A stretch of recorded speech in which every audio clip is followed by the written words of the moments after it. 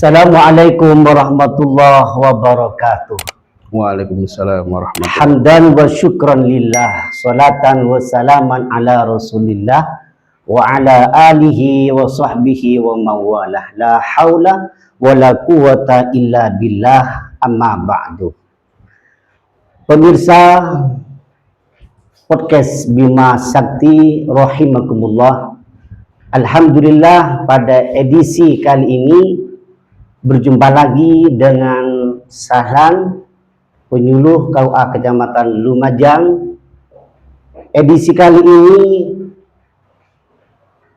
akan mengangkat tema zakat fitrah dan sedekah penyempurna puasa.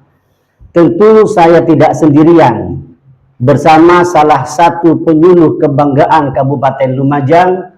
Beliau datang dari Kecamatan Senduro atau KUA Senduro.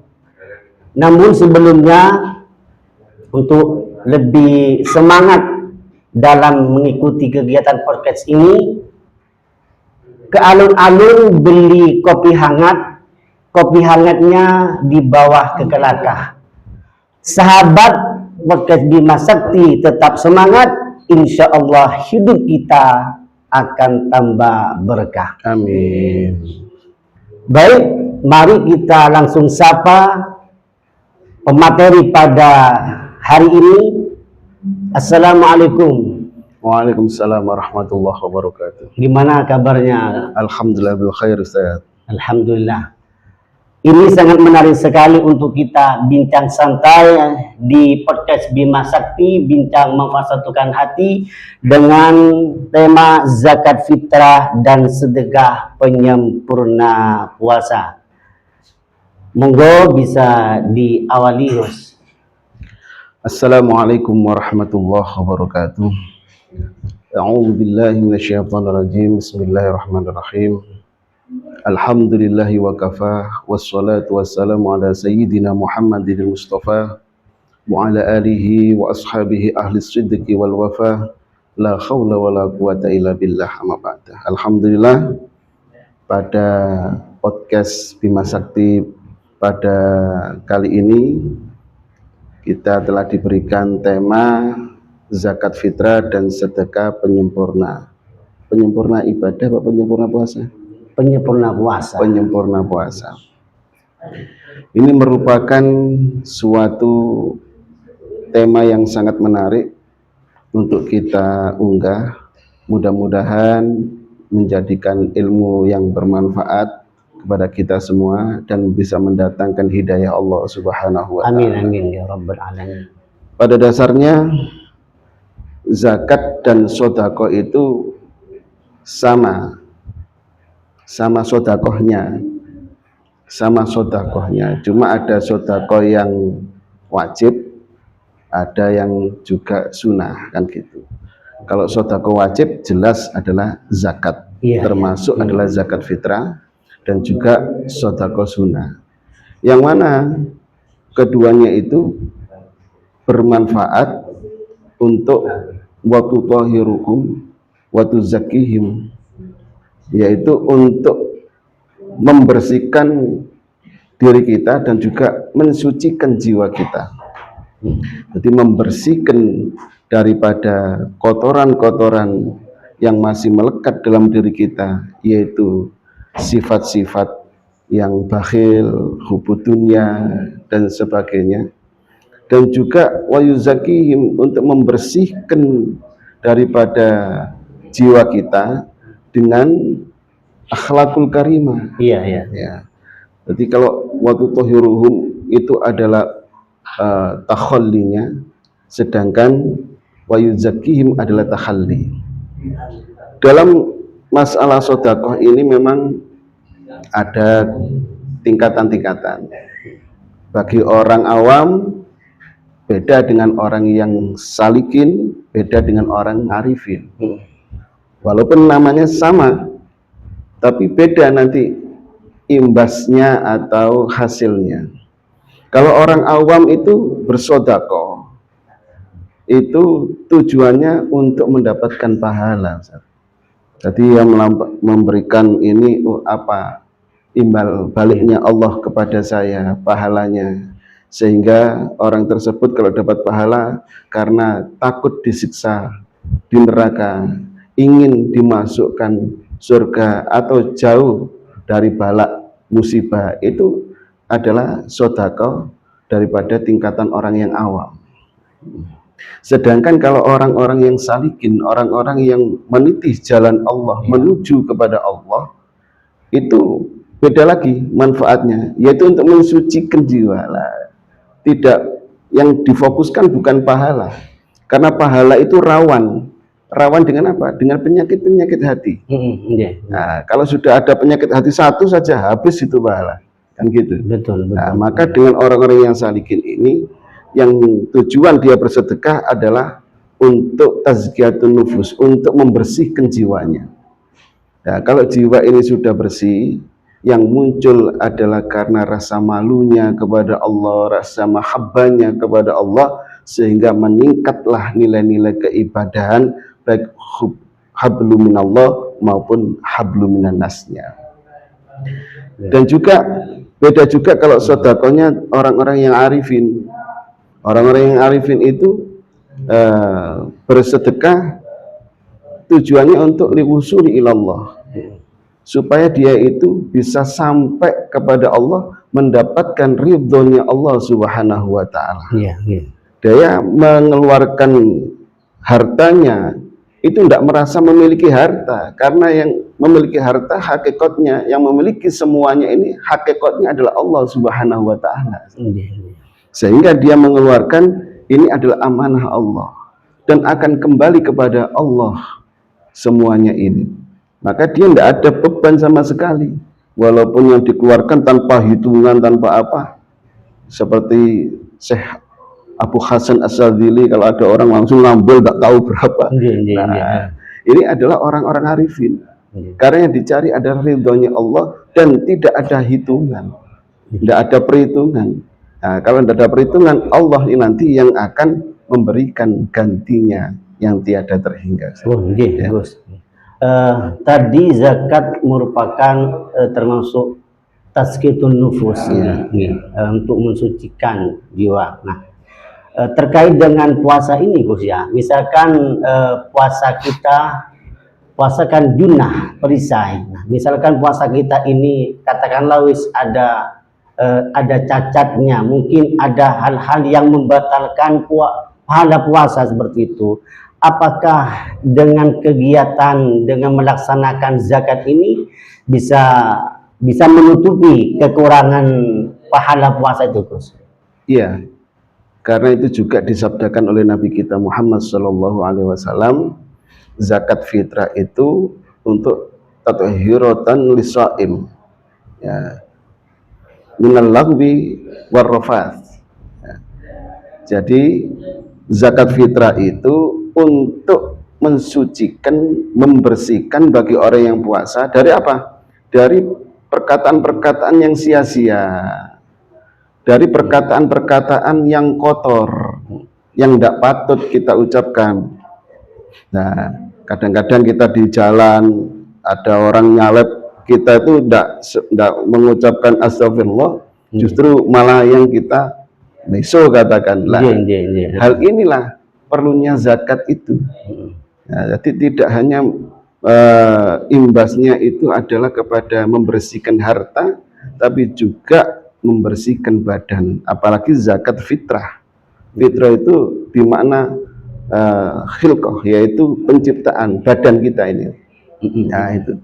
Jadi sangatlah relevan kalau zakat fitrah itu merupakan juga menjadi penyempurna daripada amalia puasa, dalam arti konteks hasilnya atau nilai-nilai pahalanya. Yang kita ketahui, Gus, ini kan zakat ini dilakukan di akhir Ramadan. Nah, itu kenapa, Gus ya? Padahal kalau melihat kebutuhan ekonomi sekarang ini, Ini sangat butuh sekali orang-orang tuh di awal Ramadan. Nah, ini gimana Gus? Pandangannya Gus? Memang pertama itu sebetulnya kita harus tahu waktu daripada zakat. Ada waktu yang ujub, waktu yang diwajibkan, ada waktu fadilah, ada waktu yang jawas, ada waktu yang makruh, ada waktu yang haram. Nah, sedangkan yang panjenengan sampaikan itu adalah waktu wujub, di mana waktu wujub itu kita idroka min juz'in min Ramadan wa juz'in min Syawal. Jadi orang itu menemui satu juz, katakan satu detik, katakan satu waktu dari bulan Ramadan dan satu waktu di bulan Syawal. Jadi apa di akhirnya itu adalah hukum wajib mengeluarkan zakat. Sedangkan kalau waktu fadilah itu justru besok paginya.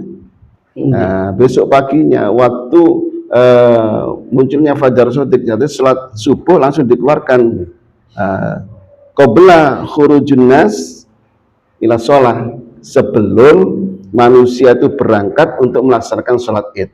Nah, itu waktu fadilah.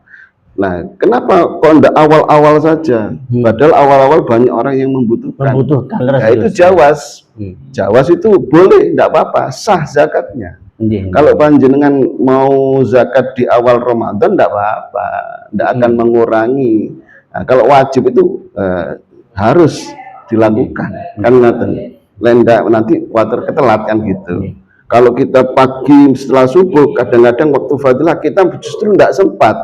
Nah, maka waktu itulah disebut waktu yang wajib, dan itu juga menjadi perintah daripada Nabi kita Muhammad Shallallahu Alaihi Wasallam. Jadi untuk lebih hati-hatinya, jangan sampai umat ini tidak mengeluarkan zakat fitrah. Zakat fitrah. Nah, keutamaannya zakat fitrah itu di akhir Ramadan itu diwajibkan dikeluarkan supaya semuanya harta daripada kita satu sudah bersih ya, tidak punya tanggungan. Katakan kita menjadi tenang, dan imbasnya seluruh masyarakat yang notabene fakir atau miskin itu tidak kekurangan, Ustaz. Di mana hari itu adalah hari bahagia, hari itu adalah hari orang yang banyak makan-makan. Nah, sedangkan kalau sudah diberikan zakat ini, sudah dikeluarkan, tidak ada lagi sekat antara si kaya dan si miskin. Semuanya bisa bahagia, semua bisa makan bersama, semuanya tidak sampai pinjam-pinjam, tidak sampai minta-minta. Ini harapan, ini adalah rekayasa yang besar, yang direkayasa langsung oleh ilahiyah. Jadi waktu itu tidak ada yang seperti ini agama ini, yang peduli empatinya terhadap umat serempak saat itu. Tidak ada yang sampai kesusahan, Ustaz. Intinya di situ. Walaupun si kaya miskin, tidak ada jarak. Ya, jadi antara si kaya dan miskin saling bersama, kan gitu. Itulah. Itu daripada kenapa di akhir Ramadan itu kita dianjurkan untuk mengeluarkan zakat, karena itu waktu yang wujub, waktu yang diwajibkan untuk mengeluarkan zakat. Iya, berarti ini kan Gus ya, terkait dengan menunaikan zakat di akhir Ramadan, tujuannya untuk idkhalus surur, untuk memberikan bagian kepada orang yang berhak untuk menerima zakat seperti ini. Iya, jadi semuanya bisa merata. Bisa merata. Nah, sekarang Gus yang kita lihat di fenomena sekarang ini, banyak orang tua itu zakat fitrah itu, khususnya yang ada di pendidikan itu, zakatnya ditaruh atau dipasrahkan atau mungkin dizakatkan, tidak paham saya bahasanya, itu di lembaga-lembaga, di madrasah atau di sekolah. Itu gimana untuk nanggap itu? Kalau kita anak-anak sekolah dalam tahap pendidikan ya, jadi seorang guru juga memberikan pendidikan terhadap anak-anaknya. Kadang-kadang orang tua ini juga tidak melatih untuk mendidik anak juga. Maka guru ini berkewajiban mendidik. Nah, kalau itu zakat fitrah yang dikeluarkan ke sekolah-sekolah, sedangkan sekolah itu panitianya bukan termasuk amil, maka itu hanya sebagai penyalur.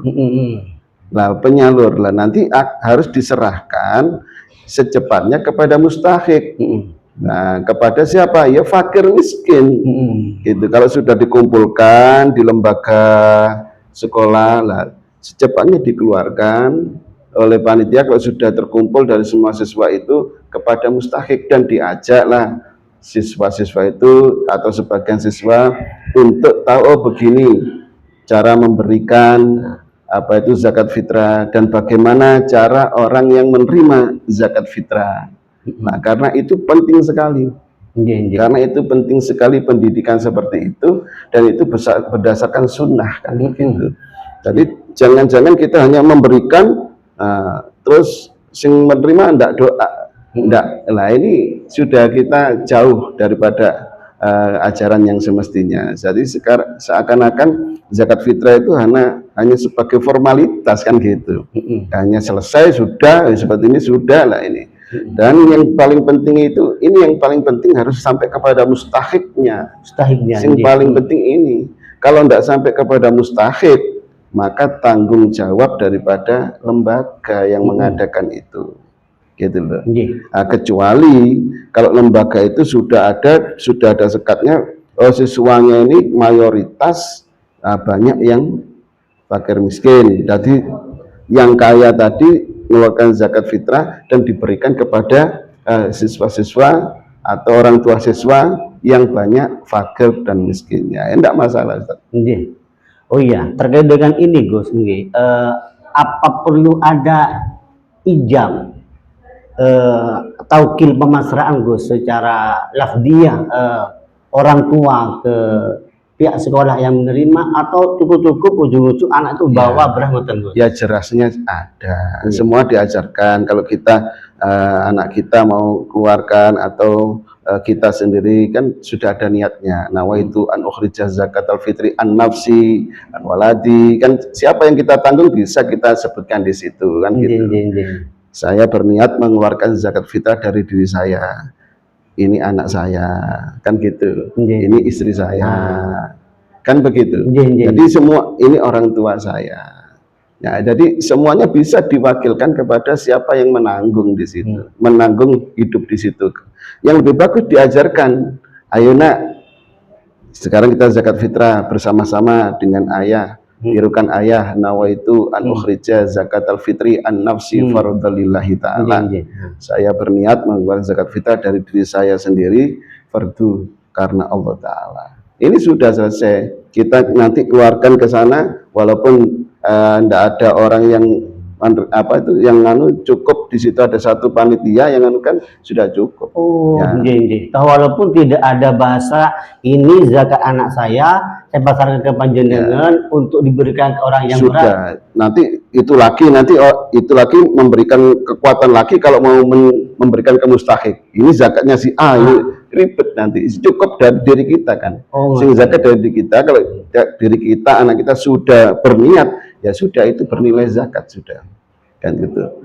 Maka setelah itu sebagai orang yang bertanggung jawab itu harus menyampaikan kepada mustahiknya. Nah, kalau di situ notabene katakan pondok pesantren di situ yang ini banyak para du'afanya ya anak-anak yang fakir miskin ya untuk kemaslahatan di situ ya boleh saja. Atau termasuk Pak Kiainya selain fakir juga goremnya untuk ngopeni anak-anak itu. Banyak tanggungan tapi ngopeni lah itu kedudukannya gorem. Boleh enggak Bapak Ustaz? Itu. Jadi kita harus tahu termasuk panitia masjid boleh. Bukan zakat ke masjidnya. Panitia masjid dalam notabene masjid ini punya tanggungan Ustaz. Nah, untuk pembangunan punya tanggungan berapa juta. Maka kita berzakat kepada apa itu takmir masjid yang notabene sebagai gharim. Itu boleh. Bukan ke masjidnya. Juga bukan tadi zakat ke lembaga itu bukan. Itu ya. Berarti atas nama takmirnya, Iya, atas nama takmir. Atas nama takmir itu dikategorikan sebagai gharim karena masjid punya tanggungan, banyak tanggungan. Atau ketua takmir lah di situ. Berarti nanti itu dialokasikan untuk menutupi daripada tanggungan di masjid itu.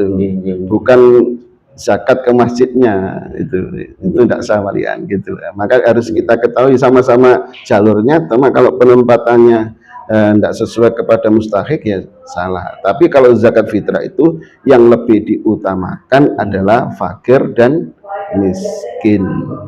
Kalau zakat mal bisa ke gharim tadi, bisa ke sabilillah, bisa ke tidak apa. Tapi kalau zakat zakat fitrah ini lebih difokuskan lil fuqara wal masakin.